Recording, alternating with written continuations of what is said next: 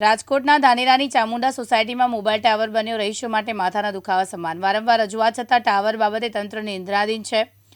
આ દ્રશ્યો છે ચામુંડા સોસાયટીના કે જે ટાવરને સ્થાનિકો રહીશો પરેશાન છે। ટાવર પર બેઠેલા કબૂતરના મોત અને કબૂતરની વીંઠથી દુર્ગંધથી ત્રાહિમામ પુકારી ઉઠ્યા છે। કબૂતરના મોત ન થાય તે માટે ટાવર પર ડબ્બા બાંધી નવો તુક્કો અજમાવ્યો। સ્થાનિકોએ આક્ષેપ કરતા જણાવ્યું કે ટાવરનો એગ્રીમેન્ટ પતી ગયો છે। ટાવર એરિયામાં ગંદકી ફેલાય છે। રહેણાંક વિસ્તારમાં ટાવર જોખમરૂપ છે અને મોડી રાત્રે ટાવર પાસે નશીલા દ્રવ્યોનું સેવન કરી લોકો આવે છે, ત્યારે રાત્રે બહાર નીકળવું મુસીબત થઈ જાય છે। ટાવર બાબતે અનેકવાર રજૂઆત કરી પણ રૂપિયાની લાલચમાં તંત્ર નક્કર કાર્યવાહી કરતું નથી। ખાનગી માલિકના પ્લોટમાં ઉભેલો ટાવર સોસાયટીમાં માથાનો દુખાવો સમાન બની ગયો છે। તાત્કાલિક આ ટાવરનું એગ્રીમેન્ટ રદ કરી સોસાયટીના રહીશોને ભયમુક્ત બનાવે તેવી તંત્ર પાસે રહીશોની લાગણી અને માંગણી છે। અમારી સોસાયટી ચામુંડા સોસાયટી કારગિલ હોટલની પાછળ આવેલ છે। અમારી સોસાયટીની અંદર બિનકાયદેસર એ સોસાયટી બીજાની અંદર અનલીગલ રીતે આ ટાવર ઊભો કરેલ છે। એના પછી અમે નગરપાલિકામાં, પછી પ્રાંતમાં, પછી મામલતદારની અંદર અમે અરજી લેખિતમાં પણ આપેલી છે। એનો મને 2 વર્ષથી કોઈ જવાબ મળેલો નથી।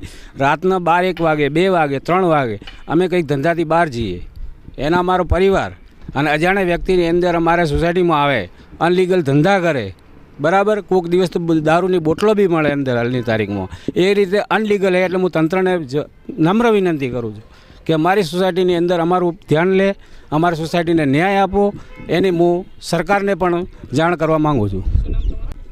અમારી સોસાયટી આ ચામુંડા સોસાયટીમાં ટાવર પહેલી વાત તો કે અનલીગલી ઊભો કરેલો છે અને એનો કરાર પૂરો થયેલો હોય, પણ છતાં રાત્રે અને દિવસે રાત્રે 12 વાગે આવે અને અંદર અવાજ કરે અને નીચે એટલી ગંદકી છે કે કોઈ હિસાબ નથી।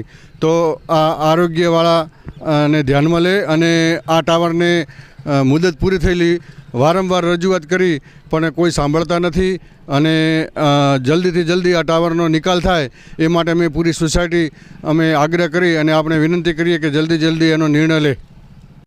અમારી આ ચામુંડા સોસાયટીમાં અમારા ઘર પાછળ જ ટાવર આવેલો છે, એનાથી અમને ખૂબ તકલીફ થાય અને અમારા ધાબા ઉપર ખૂબ વીંટો પડે છે।